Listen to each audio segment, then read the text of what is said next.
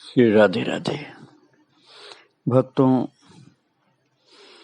संतों का जीवन एक अद्भुत जीवन होता है, जिसमें सब कुछ गुण होने पर भी अहंकार किसी गुण का नहीं होता, किसी योग्यता का, किसी वस्तु का, रूप सौंदर्य का, शरीर का, बुद्धिमत्ता का, भक्ति का, कोई चीज का अहंकार नहीं होता है। निरभिमानी होते हैं। उन महापुरुषों का एक एक आचरण देखते ही बनता है। सर्वथा अकथनीय, अनिर्वचनीय महापुरुष स्वरूपम। कोई भी उनसे नाराज हो जाए तो उसको वो मना लेने के लिए तैयार रहते हैं। ऐसा नहीं कि हम क्यों झुके, वही आएगा। भले ही उससे कोई गलती भी हुई हो, तब भी उसी की तरफ श्रद्धा भाव से झुककर उसको मना लेते हैं। ऐसा ही स्वभाव था महाराज जी का, गया प्रसाद जी का। एक ब्रजवासी ब्रह्मचारी श्री जगन्नाथ प्रसाद जी गोवर्धन में मुरारी वाली कुंज में रहते थे और महाराज जी के प्रति बड़ी श्रद्धा थी उनकी। कुछ समय सेवा में भी रहे थे और इसीलिए कुछ उनके गुणों को देख करके श्री गया प्रसाद जी महाराज उनका बड़ा आदर भी करते थे।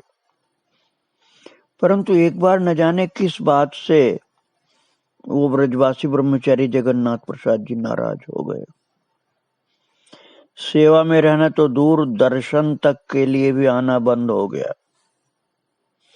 और कुछ अश्रद्धा के शिकार होकर गोवर्धन में महाराज जी के लिए कुछ उल्टी सीधी बातें भी प्रचार करने लगे। और इनकी ये बातें कुछ ब्रजवासी बंधुओं ने पूज्य चरण श्री गया प्रसाद जी को आकर सुनाई। और महाराज संत का स्वभाव तो अति कोमल रघुवीर स्वभाव जैसे कहा जाए। सुनते ही श्री गया प्रसाद जी ने जरा सा भी रोष प्रकट नहीं किया कि मेरी बुराई क्यों कर रहा है, बल्कि कुछ लोगों को एकत्रित करके कहा कि आज हम ब्रह्मचारी जी के पास चलेंगे, उनको मना करके ही लौटेंगे। अब आप सोचिए, जो व्यक्ति बुराई कर रहा है उसके प्रति ये भाव कि उनको हम मनाएंगे और मना करके लेकर आएंगे। ये समाचार किसी ने उन ब्रह्मचारी जी के पास तक पहुंचा दिया जो ब्रजवासी ब्रह्मचारी जगन्नाथ प्रसाद जी थे, जो नाराज थे, जो बुराई करते थे। उनके पास किसी ने पहुंचा दिया कि पूज्य पंडित गया प्रसाद जी महाराज संत आपके पास आ रहे हैं। लोगों ने यहाँ तक की खबर पहुंचा दी कि महाराज जी आपको मनाने आ रहे हैं।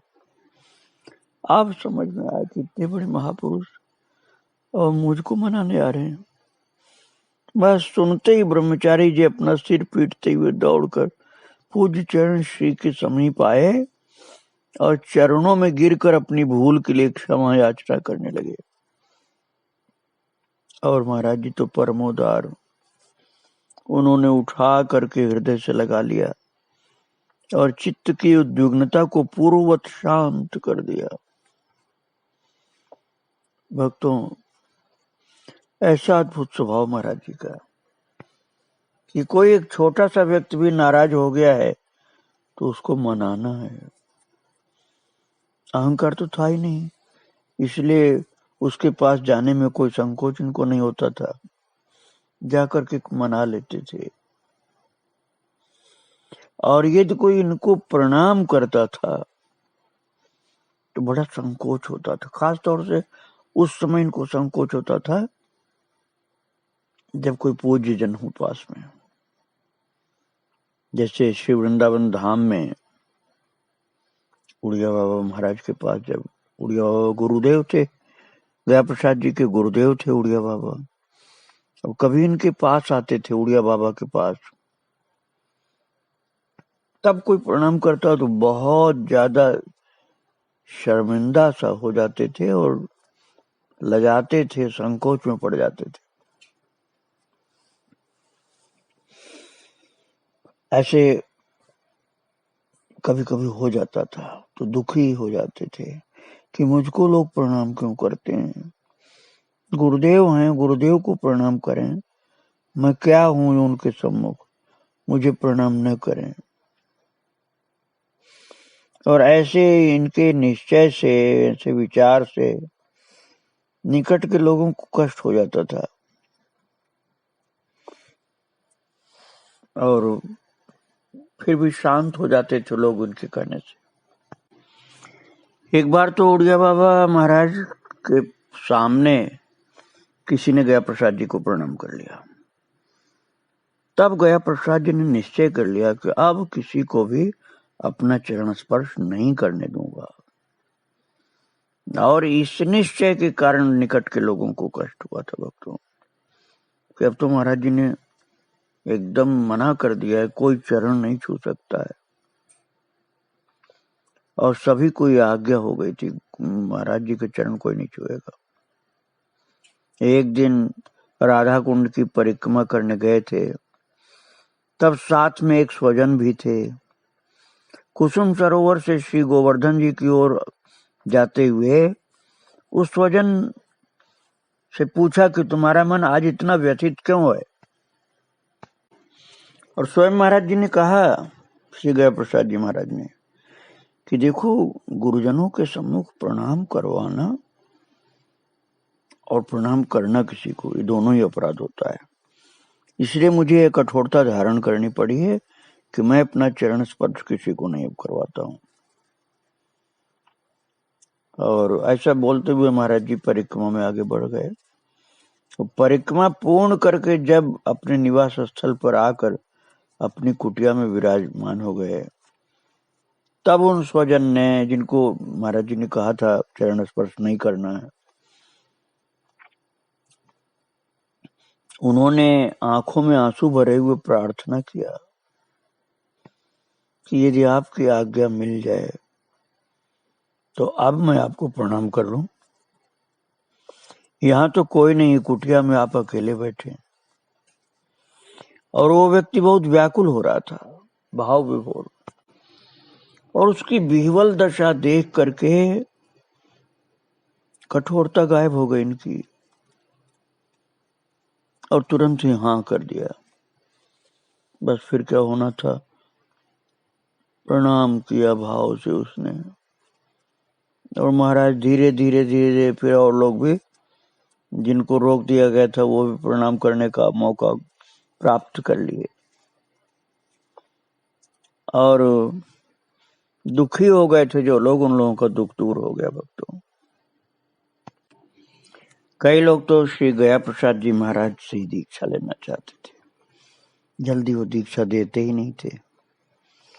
एक थे पंडित श्री मदन लाल जी, तारानगर राजस्थान के निवासी, उपासक हृदय होने के कारण वृंदावन धाम में आकर रहने लगे और सदगुरु की खोज करने लगे, सदगुरु कोई मिले जिनके निकट में जाकर कुछ सीखें, दीक्षा लें, शिक्षा प्राप्त करें। कहीं श्रद्धा उनकी टिक नहीं रही थी, खोजते रहते थे, निराश से होने लगे। तब एक दिन स्वप्न में महाराज एक कुसुम सुकुमार किशोर मूर्ति बालक प्रकट हुआ स्वप्न में, और संकेत किया कि पंडित श्री गया प्रसाद जी महाराज आपके सदगुरु हैं, निराश मत होइए, श्री गोवर्धन जी में लक्ष्मी नारायण मंदिर में विराजते हैं वो, उनके चरणों का आश्रय लेकर के निश्चिंत होकर ब्रजवास करो। और स्वप्न में ही श्री मदन लाल जी श्री गोवर्धन आए और लोगों से पूछकर अपने जन्म जन्म के प्राणाधार महाराज गया प्रसाद जी के विषय में पता किए और दर्शन प्राप्त किए स्वप्न में ही। और फिर तो अत्यंत ही प्रसन्न हुए, अपने को धन्य धन्य मानने लगे। जब स्वप्न टूटा तो बड़ी प्रसन्न मुद्रा में सारे शारीरिक कृत संपन्न करके गोवर्धन के लिए चल दिए। और श्री लक्ष्मी नारायण मंदिर में पहुंच करके महाराज जी का दर्शन प्राप्त किया, शांति मिली और महाराज जी से गोवर्धन वास प्राप्त किया। भक्तों, इस तरह से दैवी प्रेरणा से भी कई भक्त महाराज जी के चरणों की शरण में पहुंच जाते थे। भक्तों, मैं आपको पहले सुना चुका हूं कि श्री गया प्रसाद जी महाराज रास बिहारी ठाकुर में अगाध श्रद्धा रखते थे। कई घटनाएं मैंने आपको पहले सुनाया है। उनका पूर्ण भगवत भाव रहता था। रास जो मंडली वाले करते हैं रास लीला, उसमें जो रास बिहारी ठाकुर होते हैं, भगवान कृष्ण का अभिनय जो करते हैं, उनमें गया प्रसाद जी महाराज का पूर्ण भगवत भाव होता था। तो कई लोगों के मन में ये बात आती थी कि रास बिहारी बनने वाला बालक तो एक ब्राह्मण का लड़का हो, भगवान थोड़े ही है। ऐसे भाव आ जाता था लोगों के मन में। तो जिन मदन लाल जी की बात मैंने अभी आपको सुनाया कि जिनको स्वप्न में संकेत मिला था महाराज जी के पास जाने का, तो उनके मन में भी ये बात आने लगी कि वंशी और मुकुट धारण करने से कोई बालक क्या भगवान हो जाता है। उसने बंसी ले ली और मुकुट पहन लिया, बालक तो बालक है, भगवान थोड़े हो गया। और गुरुदेव महाराज उसको ऐसे प्रणाम करते हैं जैसे भगवान को प्रणाम कर रहे हो। वो बात उनको खटकती थी बहुत। और महाराज जी सेवा करते थे भगवान की तरफ से उस बालक की जो कृष्ण बनता था। तो मदन लाल जी के मन में बार बार बात आती थी कि लड़का तो लड़का ही है, उसने मुकुट पहन लिया तो क्या हो गया। और फिर वो धीरे से बोले, महाराज मेरे गले से बात उतर नहीं पाती है कि आखिर एक मनुष्य का बालक भगवान कैसे हो सकता है। प्रारंभिक साधना काल था, इसलिए श्री मदन लाल जी के मन में रास बिहारी के प्रति भगवत भाव हो ही नहीं पाता था। भक्तों, कई लोगों के साथ ऐसा होता है। तो मदन लाल जी तो रास बिहारी को एक सामान्य बालक मानते थे और उनके गुरुदेव ऐसी पूजा करते थे जैसे साक्षात भगवान ही मिल गए, वैसी पूजा करते थे गया प्रसाद जी। तब गुरुदेव श्री गया प्रसाद जी के मन में ये बात आई कि मदन लाल जी के मन की शंका को समूल उखाड़ फेंक देना चाहिए। और अपने कुटिया का दरवाजा खोल करके महाराज जी बाहर आए, नीम के नीचे खड़े मदन लाल जी से बोले, अभी मेरे साथ चलो। सुनते ही मदन लाल जी महाराज के साथ चल पड़े और बंबई वाली कोठी धर्मशाला जो उसमें पहुंचे जहां रासलीला चल रही थी। महाराज जी उसी रासलीला में मदन लाल जी को लेकर पहुंचे हैं। लीला करते हुए ठाकुर की ओर 2 क्षण देख करके फिर श्री महाराज जी गया प्रसाद जी मदन लाल जी से बोले कि पंडित मदन लाल, ठाकुर की ओर देखो। और श्री मदन लाल जी के ही शब्द ऐसे हैं, बताया था उन्होंने कि उस समय जब रास बिहारी की ओर उन्होंने देखना चाहा तो दृष्टि रोकना कठिन हो गया, इतनी तीव्र चमक, अद्भुत तेज निकल रहा था। अब आप इस बात पर ध्यान दो कि मदन लाल जी कभी भी भगवान मान नहीं थे उस लड़के को जो रासलीला में कृष्ण बनता था। और महाराज जी ने उनके संदेह को दूर करने के लिए रास लीला में जो ठाकुर थे उनको 2 क्षण लगातार देखा था बस, गया प्रसाद जी ने। और फिर इसके बाद बोले थे कि मदनलाल ठाकुर को देखो। और जब वो देखने लगे तो आश्चर्य में पड़ गए कि रास बिहारी ठाकुर के श्रीअंग से परमाद्भुत असहनीय प्रकाश निकल रहा था। एक एक श्रीअंग अतुलनीय तेजोदीप्त हो रहा था। बस उसी समय श्री मदन लाल जी ने अपने परम श्रद्धेय श्री चरण पकड़ लिए महाराज जी के, और भावातुर गदगद वाणी से बोले कि कृपानाथ, आपके बिना मुझे ये महा दुर्लभ दर्शन कौन कराता है, और किसकी सामर्थ्य थी जो मेरे मन की शंका को समूल उखाड़ करके मुझे अविचल शांति प्रदान करा सकता था। गुरुदेव, ये तो आप ही की शक्ति थी, नहीं तो मैं तो जीवन भर इनको एक साधारण लड़का ही मानता रहता। आपने तो मुझे भगवान का प्रत्यक्ष दर्शन करा दिया इनके अंदर। और महाराज गया प्रसाद जी तो दीनता की साकार प्रतिमा थे। उन्होंने बहुत विनम्र वाणी में कहा मदन लाल जी से कि ये सब मेरे श्री प्राणनाथ की ही कृपा तो है, मैंने कुछ नहीं किया है। ये मेरे प्रभु रास बिहारी ठाकुर कृष्ण की कृपा है जो आपको दर्शन हुआ है। आप कभी संदेह मत करना बेटा मदन लाल, भगवान के लिए संदेह मत करना, श्रद्धा अपनी बचा करके संभाल कर रखना। और ऐसी लीला किया था कि एक क्षण में मदन लाल जी का संदेह सब खत्म हो गया। और फिर महाराज जी ने रास बिहारी की सेवा की, गोद में बैठा करके बाल भोग कराया। इसके बाद वापस अपनी कुटिया में आए। भक्तों, जो सिद्ध महापुरुष होते हैं, उच्च कोट के भगवत भक्त, उनके साथ में रहने से ये लाभ मिलता है कि संदेह का नाश हो जाता है और भगवान का अनुभव होने लग जाता है, प्रभु से प्रेम हो जाता है, हृदय में संसार के लिए वैराग्य उत्पन्न हो जाता है। और मदन लाल जी को गया प्रसाद जी के द्वारा ये लाभ प्राप्त हो चुका था। श्री गया प्रसाद जी महाराज साधारण, जिनको आप कह सकते हैं ऐसे साधुओं का भी बड़ा सम्मान करते थे। साधु का जैसा वेश किसी ने पहन लिया हो तो गया प्रसाद जी महाराज उसका सम्मान करते थे। एक बार की घटना मैं आपको सुनाता हूँ।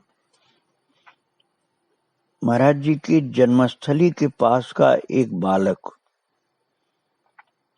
आया था दर्शन करने गिरिराज जी में, और उसने बहिर्वास जो अचला बोलते हैं वो पहन रखा था। गृहस्थ वाला कपड़ा नहीं, साधु वाला जो अचला होता वो पहना था। गर्मी का समय था। रात में वो बालक मंदिर के जगमोहन में आसन लगाकर लेट गया, और जिस दिशा में महाराज जी चरण फैला के शयन करते थे उधर ही। और जब महाराज जी का शयन आसन नीम के नीचे लगाकर नित्य की भांति शयन कराया गया तो बोले कि आज हमारा आसन यहाँ से हटा दो या इसकी दिशा बदल दो। तो महाराज जी का आदेश सुनकर सेवकों ने पूछा आपस में कि ऐसा आदेश महाराज जी आज क्यों दे रहे हैं? तो नित्य इसी जगह पर महाराज जी का आसन लगाते थे, आज आसन हटाने की बात क्यों कह रहे हैं? कौन सी नई बात हो गई? तब तक महाराज जी ने कहा कि भैया, जिस दिशा में हमारे पैर हैं उधर जगमोहन में एक साधु लेट रहे हैं।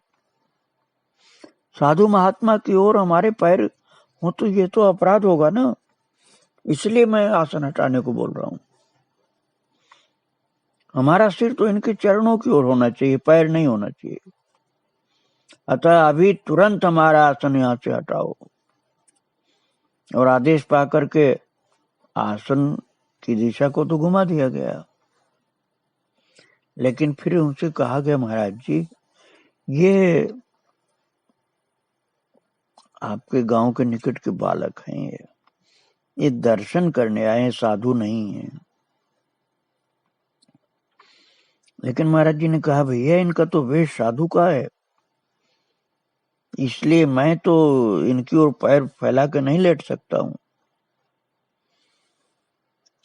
और जब ये बात बालक को पता चली तो बालक ऊपर छत पर चला गया कि अब मेरे कारण महाराज जी को कोई बाधा नहीं होगी।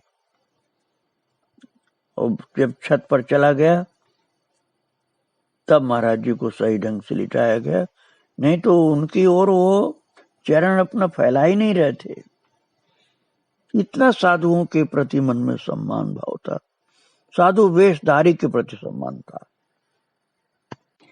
और इसी तरह से एक दूसरी घटना मैं आपको सुना रहा हूं कि एक बार गुरु पूर्णिमा के पावन पर्व पर एक स्वजन के साथ परिक्रमा कर रहे थे महाराज जी, और परिक्रमा मार्ग में सामने से एक कंजर जाति का भाई, कंजर वो होते हैं ना, भूभरिया बोलते हैं, कंजर बोलते हैं, जो घूमते फिरते रहते हैं, घर नहीं होता उनके। वो कंजर जो था वो साधु जैसा वेश पहन रखा था, त्रिपुंड लगा रखा था। और उसको देखते ही महाराज जी स्वभाव बस दोनों हाथ उठाए, कोहनी तक हाथ जोड़ करके बड़ी विनम्रता से झुक करके प्रणाम किया, उस कंजर को प्रणाम किया, जैसे किसी महान संत को प्रणाम कर रहे हो। और साथ में चल रहे जो लोग थे उन लोगों ने प्रणाम नहीं किया, क्योंकि उनको पता था कि ये तो कंजर है, साधु नहीं है। परिक्रमा करने वालों से पैसा मांगने के लिए इसने रूप धारण किया है, जिससे परिक्रमा करने वालों लोग साधु समझ के कुछ भेंट दें, पैसा दे, इसलिए रूप धारण किया था उसने। तो साधु नहीं था, तो साथ वाले लोग तो ये जानते थे, इसलिए प्रणाम नहीं किया। तो महाराज श्री गया प्रसाद जी ने साथ वालों को संकेत से कहा कि तुम लोगों ने प्रणाम क्यों नहीं किया उनको। अब वो सब लोग जानते थे कंजर है, साधु नहीं, इसलिए प्रणाम नहीं किया, और महाराज जी तो साधु समझ के प्रणाम कर रहे थे। तो साथ चलने वाले लोग उत्तर में बोले कि महाराज ये कोई साधु थोड़े है कि मैं इसको प्रणाम करूं, ये तो अमुक नाम का कंजर है, नाम भी बता दिया उसका, जो प्रत्येक मेला पर परिक्रमा करने वालों से धन संचय करने के लिए ऐसा वेश बना करके परिक्रमा में घूमता रहता है। और अपने स्वजनों की बात सुन करके पूज्य चरण श्री गया प्रसाद जी सांकेतिक भाषा में बोले कि तुम्हें कंजर दिख रहा है और हमें तो इसके माथे पर तिलक ही दिख रहा है, तो मैं तो साधु मान रहा हूं। महाराज तिलक को देखकर, वेश देख करके भी प्रणाम करते थे, और लोग तो पहचान लेते थे, अरे ये कंजर है, मैं इसको प्रणाम कैसे करूं। लेकिन महाराज जी तो कभी भी ऐसा नहीं करते थे, वो तो यही देखते थे कि साधु का वेश इन्होंने पहन रखा है तो ये साधु ही हैं, इसलिए साधु हैं तो प्रणाम में है। प्रणाम भी करते थे महाराज जी गया प्रसाद जी, कुछ न कुछ उनको खिलाते पिलाते थे, बड़े भाव से प्रणाम करते थे। भले कोई कंजर हो, चाहे कोई जानकर या अनजान वेश में, अनजान में कपड़ा साधु का जैसा पहन लिया हो, तो साधु मान करके ही महाराज जी प्रणाम करते थे। ऐसी अद्भुत निष्ठा थी भक्तों इनकी। महाराज जी की निष्ठा और भाव की बहुत सी लीलाएं हैं, उनको मैं आपको फिर सुनाऊंगा। आज यहीं प्रणाम करके प्रवचन को विराम दे रहा हूं भक्तों। श्री राधे राधे, जय श्री राधे राधे।